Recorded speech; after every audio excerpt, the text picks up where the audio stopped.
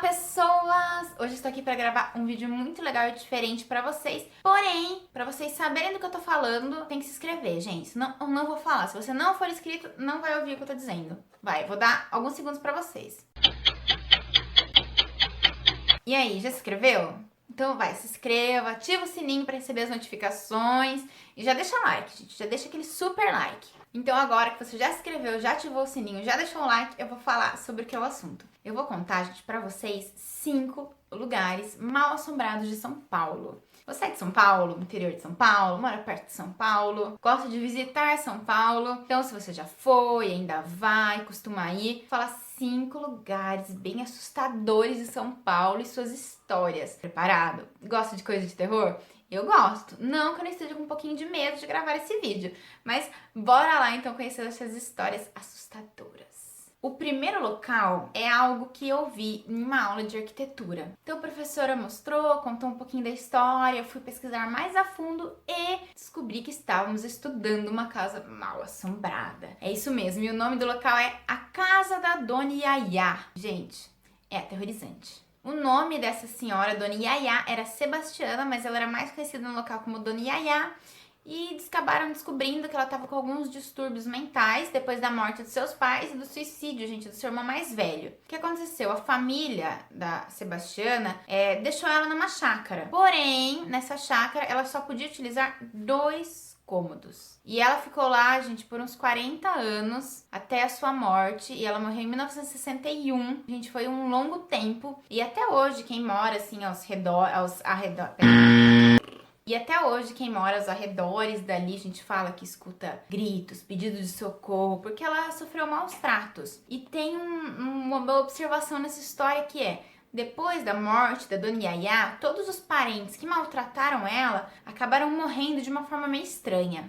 Então, fica um ponto de interrogação já aí, meio um tanto assustador, Quem maltratava morreu de uma forma trágica, estranha, sofrida. E além disso, a vizinhança escuta muita coisa, muitos barulhos, muitos gritos, porque o que falam é que a aparência dela, gente, era tipo de um zumbi. Devido ao maltrato dela, a gente não tomava sol, ela só podia ficar em 2 cômodos da casa. Imagina a aparência de uma pessoa assim. E eu estudei isso em uma aula, em uma matéria minha, com a professora Milena, muito querida.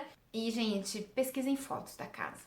É muito assustadora, eu fiquei com medinho e com certeza vocês ficaram também. O segundo local mal assombrado de São Paulo é o Edifício Joelma, muito conhecido, gente. O edifício fazia 3 anos que havia sido inaugurado e numa sexta-feira, gente, era para ser uma sexta comum, Todo mundo esperando o final de semana, todo mundo feliz, animado. Porém, em 1º de fevereiro de 1974, o Edifício Joelma sofreu um grande incêndio, gente, devido a um curto-circuito. Muitas pessoas estavam no local, muitas pessoas mesmo. Foi muito feio, acho que o Brasil inteiro sabe dessa história. Foi uma coisa muito marcante.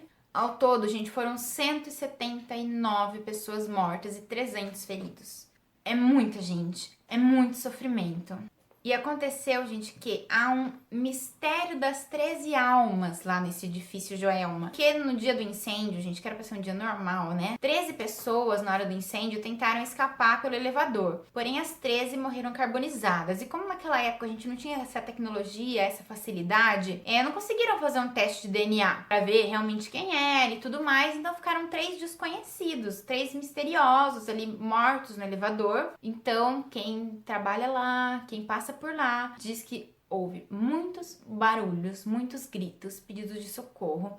A energia do ambiente em alguns locais, não no edifício inteiro, mas em alguns locais dizem ser muito pesadas e, gente, fica esse mistério, Uma história chamada Mistério das 13 Almas não é muito legal, é assustador. Se eu tivesse que conviver num local desse, eu teria muito medo. A gente fala, acostuma. Eu acho que eu seria uma pessoa que eu não ia me acostumar, eu ia ficar com receio de andar sozinha em certos locais. Tem muita gente que convive lá todo dia e fala que escuta barulho, que escuta gritos, que escuta pedido de socorro, principalmente no elevador, gente? Porque essas pessoas, as outras, a maioria foram reconhecidas, essas 13 almas não. Então, tenso, gente, é o que eu tenho pra falar, resumindo, tenso. A terceira história assustadora, local assustador, é o Castelinho da Rua APA. No dia 12 de maio de 1937, aconteceu uma grande tragédia nesse local, porque alguns policiais foram chamados no local e quando eles chegaram lá, eles encontraram 2 irmãos e a mãe mortos. E, gente, há muito relato, há muita história sobre isso, mas a que mais, assim, se sobressai é que, por causa de negócios da família, gente, dinheiro, o irmão queria matar o outro irmão. Porém, na hora que ele foi dar o tiro, a mãe, Maria Cândida, entrou na frente. Então, esse irmão que estava dando tiro viu que ele matou a mãe e o irmão. Então, vendo a situação que ele se meteu, na hora do desespero, ele também se matou. Então, na hora que os policiais chegaram lá, eles se depararam com os 3 mortos. E pessoas que moram perto, pessoas que passam lá à noite, falam que eles escutam discussões de família. E o local, gente, depois desse acontecimento, ficou abandonado. Então penso que essa linha aconteceu essa tragédia abandonado, né? Dá um medinho aqui só de falar. Pessoas escutam gritos, pedidos de socorro, choro, discussões em família e não tem nada perto. Eles escutam realmente saindo dali de dentro do castelinho da APA, da rua APA, então eu achei um tanto assustador. Eu tenho vontade de conhecer esses locais, assim, dá uma pequena curiosidade, mas também tenho um grande medo. Se você mora perto de algum desses locais que eu vou contar aqui no vídeo, que eu já contei, gente, deixa aqui embaixo que eu quero muito saber se você já ouviu relatos por aí. Eu quero que vocês contem pra mim aqui nos comentários. O penúltimo e quarto local é o Teatro Municipal. Gente, todo esse negócio de teatro, meio antiguinho, assim, tem aquela história pesada, né? Vocês já perceberam?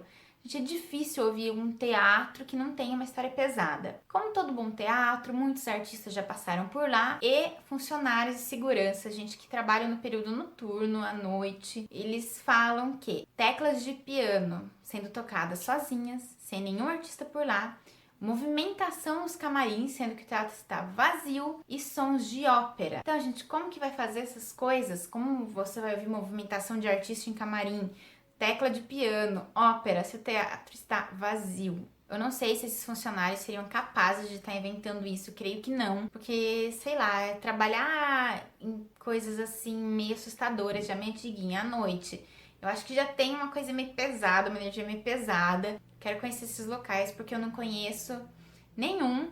Esse último agora eu passei na frente, mas eu não conhecia a história, então eu não entrei. O quinto lugar é a Capela Santa Cruz dos Enforcados. Gente, isso aconteceu no ano de 1921, em que o cabo Francisco, ele lutava pela igualdade dos soldados, pela melhoria de salário. Então, por causa disso, né, gente, ele lutava por coisas bacanas que ele tinha em mente e falaram que ele deveria ser enforcado por isso. E no dia do seu enforcamento, a corda arrebentou 2 vezes. Então, o pessoal pensou meio que tipo assim, nossa, será que não é pra ele ser enforcado? Será que é? Porque, né, a corda do enforcamento arrebentar 2 vezes é meio estranho, né? Mas mesmo assim, ele foi enforcado e foi construída essa capela em sua homenagem. E ela fica localizada na Praça da Liberdade. Gente, eu passei por ela. É uma capelinha bem pequenininha de esquina.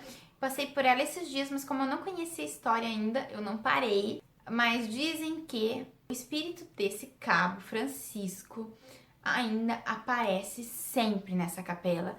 Então, pessoas que passam por perto, pessoas que visitam a capela, muitos relatos de que vem um espírito do cabo. Sei lá, também se eu soubesse da história eu iria entrar, porque dá um pouquinho de medo. E já é uma história meio estranha. No dia do enforcamento, a corda arrebenta 2 vezes. Parece que era uma coisa que realmente não era pra acontecer, né? Na minha mente não era pra ele morrer naquele momento, naquele dia, daquela forma. Mas houve mesmo assim a morte, então, gente, dá medinho.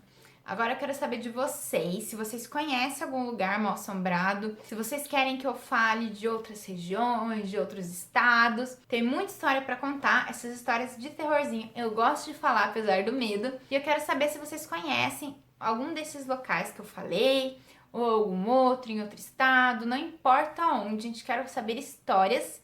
E se vocês gostaram desse vídeo, deixa aquele super like aqui para ajudar no crescimento do canal. E não se esqueça de se inscrever no canal se você ainda não é inscrito, ativar o sininho para receber as notificações e de me seguir lá no Instagram para ficar por dentro de tudo que acontece. Beijão e por hoje é só. E não fique com medo na hora de dormir.